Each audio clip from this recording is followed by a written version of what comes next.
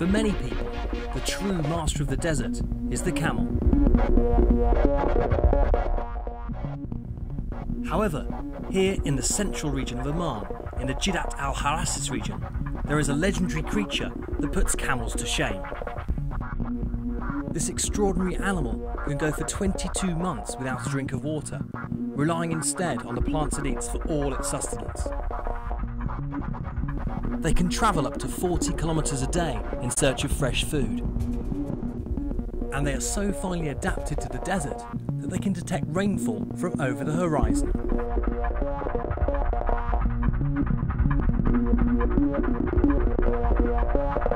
Aristotle described it as a one-horned beast. This probably came from the Egyptian practice of tying its two horns together.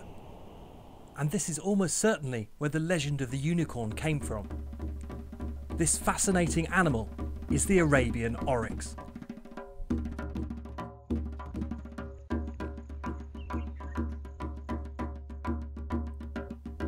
Their sleek white coat and their unusual shape helps to keep them cool in the summer months, when the temperature can reach as high as 50 degrees centigrade.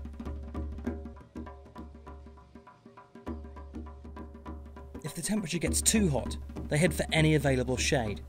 And if this isn't possible, they dig a hole, revealing the cooler sand underneath.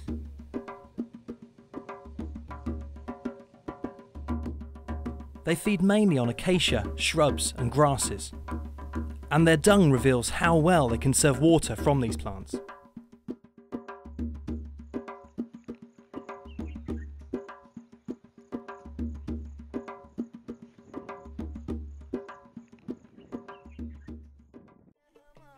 For thousands of years, the Bedouin tribes in this region remained sparsely populated because they relied heavily on nature.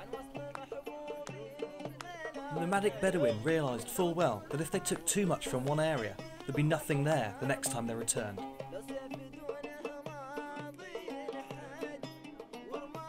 For this reason, the oryx and other wildlife such as the Arabian sand gazelle remained relatively common.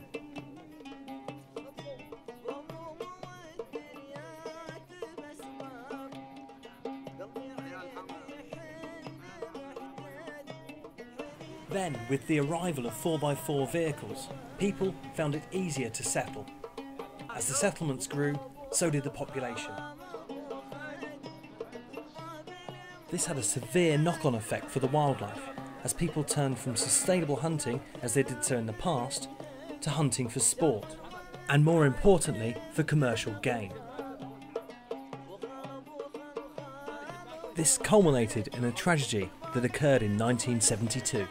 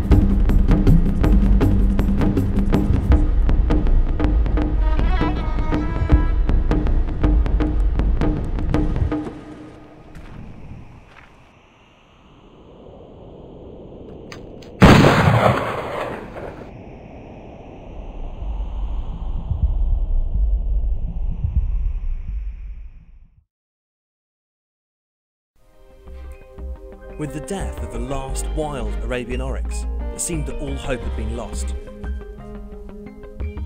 Had the legend really turned into a myth?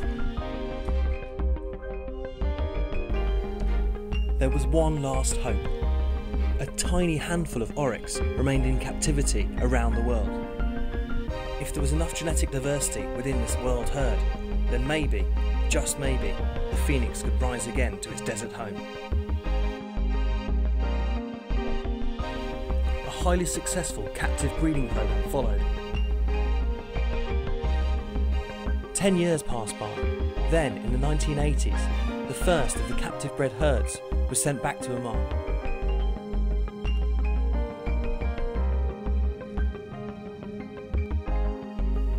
To ensure success, several measures were put in place. An area the size of Belgium was set up as a protected sanctuary, an area so big it was given UNESCO World Heritage status. Local education programs contributed further to the oryx's rise, especially as the local oil companies cooperated fully with the conservation department. A small team of rangers was recruited from the local Harassis tribe, but as we shall see, protecting an area this size is no easy task.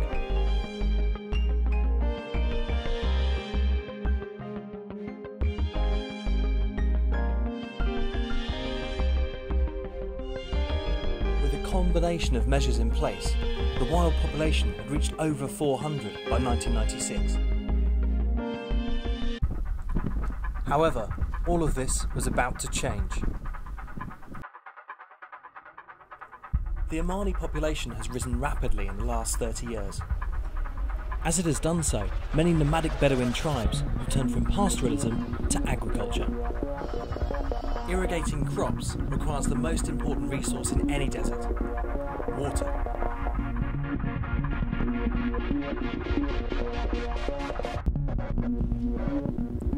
As the settlements grew, so did the requirements for camels and goats. This led to increased competition between the oryx and camels, because both feed on similar types of vegetation.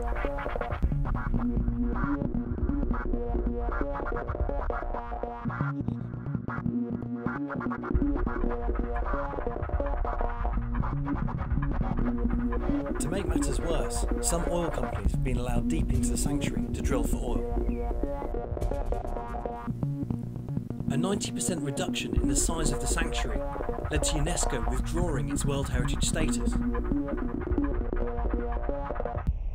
However, all of these factors pale into insignificance compared to the main reason for the recent decline in Arabian Oryx numbers. The primary cause is not an Omani one. It comes from abroad in high-powered 4x4 vehicles with automatic weapons.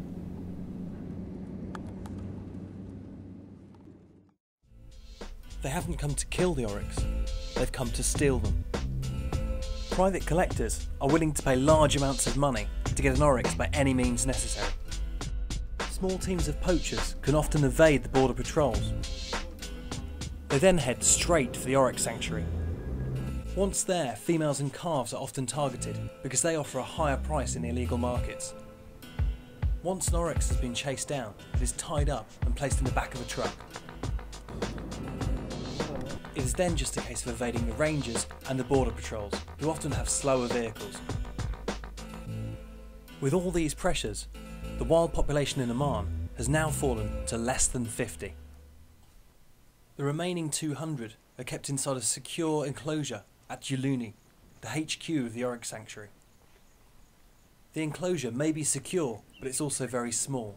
In fact, it can't accommodate any more oryx, so the males and females have to be kept separately. The Arabian Oryx is once again at a crisis point. Extra funding and international support is desperately needed to stop the phoenix of the Omani desert from returning to the fires it once escaped from.